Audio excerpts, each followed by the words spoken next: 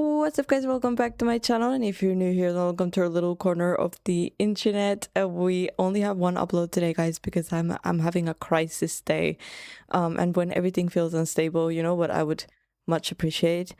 Living in a small town instead of a highly overstimulating city. And today we're going to be watching a video titled 10 perfect small towns you need in your life, so I can imagine what my life could be like. So yeah, without further ado, what a depressing start. Let's see what this video is about. What if I told you some of the best places to live in the United States aren't the cities with their billion-dollar skylines, overpriced brunch spots, and homeless camps on every corner? No, it's the small towns, places where the livability scores are higher than most big cities. The crime rates don't look like a Batman origin story, and you might still be able to buy a house without selling your grandma's house and moving her into a low-budget home. Today we're looking at 10 small towns Do people actually do that? That's depressing too. Okay. outside major metro areas with a livability score of at least 80. That means Let me know in the comments below if you're a city person or like a small town person, or like you like the outskirts more, because I think like I would be a small town person for sure, or like more in the outskirts than like city.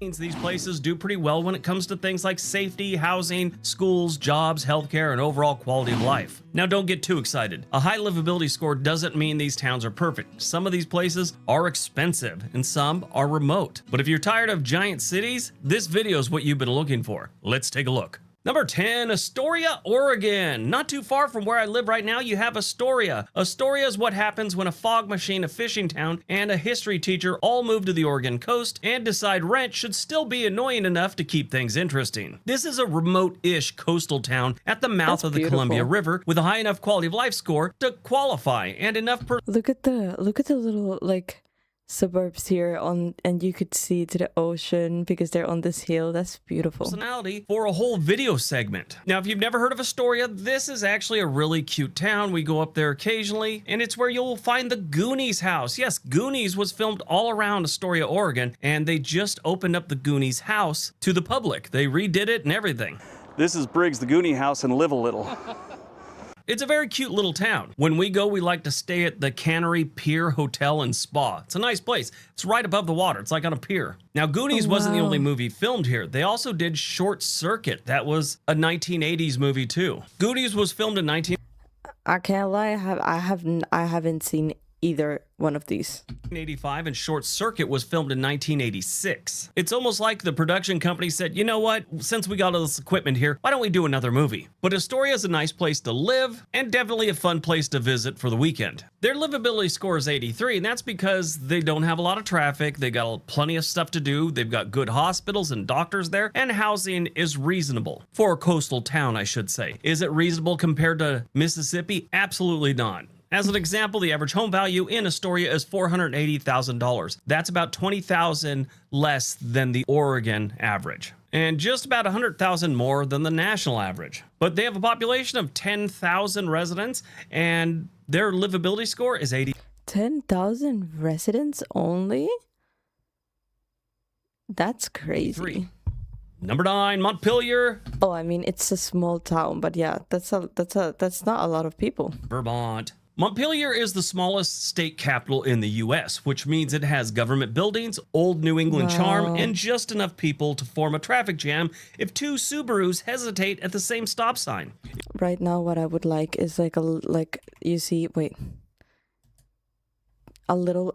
cottage right there.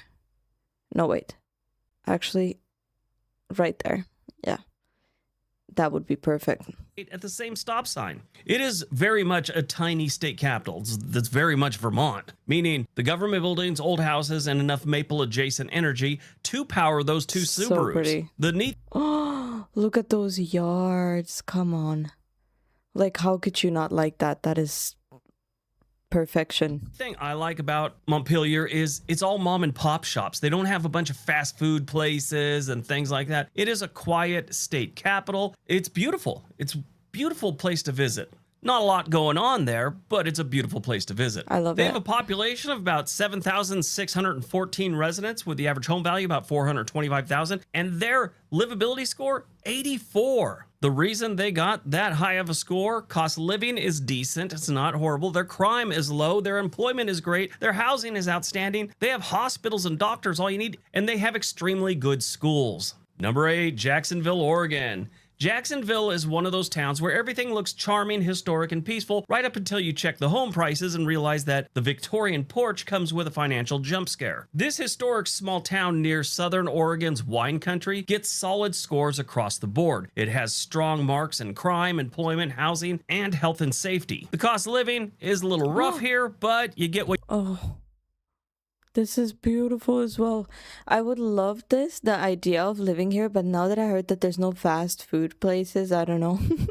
Like, no, I don't need that. But I feel like it's nice to have the option to have a lot of things like in the city that you might not have in the outskirts. But I don't know, maybe that's just like, I feel like that's such a Gen Z thing to say, so materialistic. But I don't know if I would miss that since I've never lived like kind of remotely. you pay for. This has a cute downtown. Their main street is pretty cool. They've got old buildings that are well maintained, and if you like wine, this is a great place to live or do a weekend trip. It's just that it costs a ton to live there, and like the old saying goes, you get what you paid for. You're gonna hear that a lot in this video. Jacksonville only has about 2,946 residents. Their average home value is $607,000. That's as of June 2026. And their livability score is 85. And I should probably tell you this, anything over 75 is excellent. When you start getting into the 80s, you are doing outstanding, and 85 is amazing. Number 7, Waverly, Iowa. Yep, going out to the Midwest. Waverly is just north of Cedar Falls and Waterloo, Iowa, sort of in the northeast corner. And like every place in Iowa, it's nice, but it's going to be a little boring. But as we all know, as you get a little older, boring is what you're looking for. Now, one thing I feel like I'm getting a little bit older. And barbecues, you know, just walking in nature. Sounds really nice. really like about Waverly is it's only 2 hours away from the Mayo Clinic in Rochester, Minnesota. And if you're someone that has some kind of medical condition that you need to be somewhat near someplace like that, it's an added bonus. If you look at all their statistics, everything is an A, except for employment, which is a B+. Cost of living, crime, housing, health and safety, schools, all A or A+. This is just a quiet Iowa river town with a strong small town reputation and a solid score. Waverly has a population of 10,459, and their average home value is $279,000. That is well Yeah, as if I could. But this sounds nice. below the national average, so good job for them. Their livability score is 86. Number 6, Moscow, Idaho. Moscow, Idaho is a college town surrounded by farm country, which means you get book smart energy, outdoor access, and enough wheat fields to make you question whether you're in Idaho or actually in Kansas. This is a standalone college town in northern Idaho, far from any big metro sprawl that they might have in Boise or something. Been to Moscow a few times. I like it. I have a really good friend lives up there. This looks a lot like Finland. I can't lie, it just does. This looks a lot. You were waiting for the comment, weren't you? There you go. This looks like Finland. A little too much. And I might as well mention it because if not, someone's gonna mention Oh, okay. No, it doesn't. This part does not. that there was a horrible murder there of 4 college students back in 2022 or 2023. That does not reflect on the whole town. The whole town is a Did they catch them? wonderful place. What happened with them is tragic and sad, but it's not the whole town. Is one Oh no, it doesn't look like Finland, by the way. Sorry. I'm like pausing all the time. I need to collect my thoughts, say them at once, and not stop the video every 2 seconds because my thought process is fractured. That's what a real reaction channel should do. I'm just watching this like, I don't know, I'm just watching this like we're on video call right now. That's kind of how I treat this, but yeah, so excuse me. place. What happened with them is tragic and sad, but it's not the whole town. Is one nut job. Everything on here but unemployment is a or A+. Good schools, good healthcare, decent housing, crime. Okay, sorry, I had to stop. This is really pretty. That looks like a What is that? Like a fabric? What? Fabrica? I don't know what that is. But imagine like restoring a place like that if it would be abandoned and making it into a house. That would be really cool. I don't know. Just a thought. Crime is next to nothing, even though they had the tragic thing. Cost of living's decent, commute, and amenities. Plenty of things to do there. The downside is, and it's a college town, so certain parts of the year they have a lot of seasonal work, and that usually brings down the income per capita in a town, and this is no exception. It's actually 18% below the national average. They have a population of 26,621 residents, and their average home value, it's a little up there. It's $479,000. Not great, but this is a great place to live. They have a livability score of 87. Number 5, Frankenmuth, Michigan. Frankenmuth is basically what happens when a small Michigan town got really into Bavaria and refused. What? What? Is that Michigan? Wait. Why did I think that Michigan was somewhere down here? Like next to Florida. I was just thinking that Michigan, like the town, that upper peninsula of Michigan, like why does it look like so much like Finland, even though it's close to Florida? What? That makes a lot of sense. But that makes sense though. I also thought that New York was somewhere down here until I learned that it's not. It's over here. But I don't know. That just blew my mind just now. It does make sense though because of the lakes and everything that we have up here, but I don't know. It just still blows my mind. Okay, let's continue. Frankenmuth is basically what happens when a small Michigan town got really into Bavaria and refused to break character. Somehow the result... Now this looked like Finland. A small Michigan town got really into Bavaria and refused to break character. Somehow the result is clean, safe, popular, and aggressively charming. This is one of those towns you find sprinkled across the United States that have held on to like a Bavarian or a German Alps type vibe. Solvang in California, Leavenworth in Washington. There's a few other, and of course, Frankenmuth. This is a tiny Michigan tourist town with Bavarian branding turned all the way up to get out your lederhosen. If you're looking for it on a map, it's in the eastern half of the lower peninsula, just I love this bridge with the ceiling. That's so cool. southeast of Saginaw and about 80 miles north of Ann Arbor. This is one of those places that blows up like during Oktoberfest and during the summer when people go to visit. They have a population of less than 6,000 residents, but that quadruples when the tourists show up during the summer. It is a cute town with wonderful stats. Even their real estate is affordable. Everything but amenities is an A or A+, B for amenities, which I don't understand why they gave them a B for amenities. They got plenty to do, including the Bavarian Blast Water Park. It's one of those places like the Great Wolf Lodge where you can go there and stay and go to the water park and all that. If you decide you're in love with this place, which it looks like it's pretty easy to do, the average home value here is only $323,000. Well, almost $324,000. And their livability score is 87. Sure, they got winters that are pretty harsh around this area, but I think that's why, you know, it's got such a low population. Number 4, Brunswick, Maine. Brunswick is a Maine college town with coastal charm, And Maine is all the way up there. That's crazy. old money energy, and the kind of peaceful streets that make you wonder what terrible secrets they're hiding behind all those pretty houses. Brunswick is just north of Portland. This town has a history of fishing, lumber, and it's got a naval air station. LL Bean and Bath Iron Works are their biggest employers. For a nice Maine coastal town with excellent stats, this place is affordable. Now, they have a population of about 16,566, which is under 20,000, which still makes it a small town. And their average home value here is $495,000. That is not bad, especially when you factor in its coastal town with a livability score of 89. Number 3, Pella, Iowa. We talked about Pella just recently. This is another one of those towns, like we said earlier, that we have sprinkled across the United States. But this one didn't go Bavaria, they went Dutch, including windmills. Pella was founded by immigrants from the Netherlands, and it sits about 40 miles southeast of Des Moines. Every statistics but amenities gets an A+. Really, amenities, B. Cost of living, A+. Crime, A+. Employment, A+. Housing, A+. Health and safety, A+. Schools, A+. Statistically, Nice. this town is near perfect. Like every Midwestern town, they've got to have some festivals every single year. And Pella has Girl, wait. Is that the same woman with a different man? Or is that two different wait. safety, A+. Schools, A+. It looks like the same woman. Is it though? No, I think it's a different woman. I think it's a different woman. Employment, A+. Look at the woman. Housing, A+. Health and safety, A+. Schools, A+. Statistically, this But that's a different man. Girl is quick.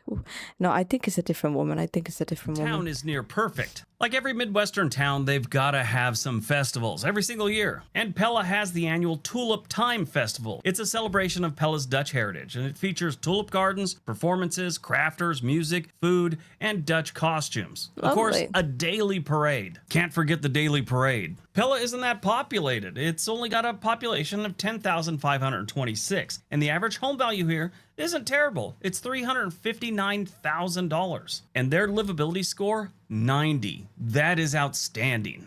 Number 2, Marquette, Michigan. Marquette is sitting way up in Michigan's Upper Peninsula, where Lake Superior handles the scenery, winter handles the attitude adjustment, and locals act like needing 4 jackets is just basic adulthood. Someone recently tried to tell me that's where Marquette University is. They are wrong. It's actually in Milwaukee, Wisconsin. Marquette is one of those towns where if you could handle the cold like 6 months out of the year, it's a great place to live. This is not for people that are hoping for sunshine 9 months a year. Don't plan on golfing in December in Marquette. Now the stats here are going to kind of blow you away. They do have an F, but everything else is A or A+. Their F is employment. And that's because the jobs they have don't really pay much, I guess. They got a lot of lower end jobs here. Their income per capita is 13% below the national average, but their employment rate is below the national average, 8% to be exact. So that tells me that they've got a lot of jobs. They're just not well paying jobs. Everything else is excellent. This is located right on the shores of Lake Superior, and Marquette is a major port known primarily for shipping iron ore from the Marquette Iron Range. It doesn't fall under the 20,000 small town, but it isn't that big. Their This looks kind of wacky, like in a good way. I maybe not for me, but I don't know. There's something about this that looks kind of interesting, population is intriguing. It doesn't fall under the 20,000 small town, but it isn't that big. Their population is only 21,369 residents. And all those good stats we talked about earlier, that gives them a livability score of 91. Nice. That is not Pretty bad, good. especially when you consider you can get a house there for $338,000. That's the average home value. Expensive. All right, before we get to number 1, if you're thinking about moving to any place in the United States, there's a link for Home and Money in the description area below. They can get you in touch with a real estate agent anywhere in the country. All right, on to number 1. And number 1, Traverse City, Michigan. This place deserves to be number 1, and Michigan's doing pretty good with 3 on this list. I think a lot of places get overlooked in Michigan because of Flint and Detroit, and you just have to remember the entire state is not. Wait. Is that that's not a house? No, that's a church. Okay, that whole thing is a church. I was like, is that a house? And then a church next to it, but I think this is all connected. Very, very nice looking though. Look at the yard, the green grass with the, ooh. There's a little beach down here. Oh my God, I like this. I like this. Overlooked in Michigan because of Flint and And a little cafeteria. Where are we? Michigan.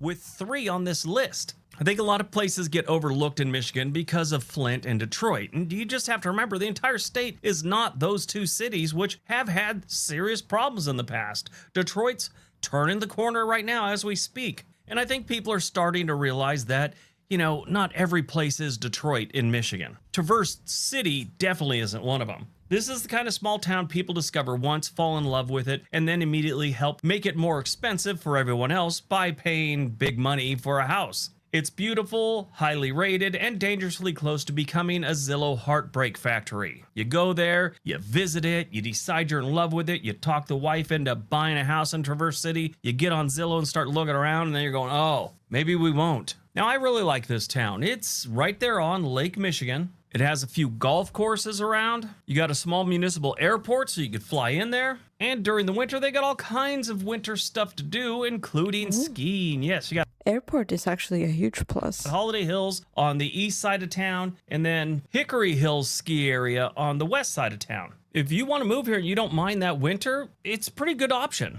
They only have about 16,116 people that live there permanently. During the summer months that kind of balloons up, but you know, all year round it's about 16,000. The average home value there is about $446,000. Now, majority of the homes in town that aren't like I would love to live there though.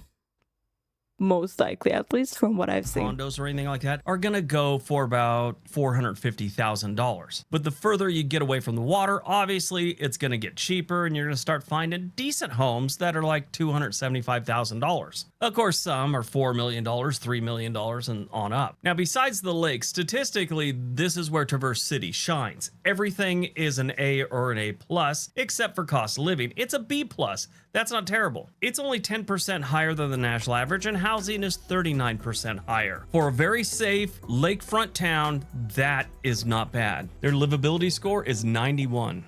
That looks amazing. All right, that's today's video. If you love that one, I know you're going to love this one. It's about moving to the Deep South. Everybody have a great day. Be nice to each other. What if I told Oh, that was sweet. Be nice to each other. Be nice to each other, guys. I loved every one of these, honestly, but there's definitely clear favorites of mine. The last one was so nice. I really liked well, the ones in Michigan were really nice, actually. This one, like anything that's like fall colors is nice, but obviously that's just one part of the year. I don't know. Anywhere is good. Anywhere, take me anywhere. But hey, guys, thank you so much for joining me for this video. I really hope you enjoyed it. Let me know if you've visited these towns before, if you're more of a town person or a city person. And yeah, just thank you for being here. I appreciate you guys. And please leave a like, subscribe if you haven't yet. And I'll see you guys in the next video.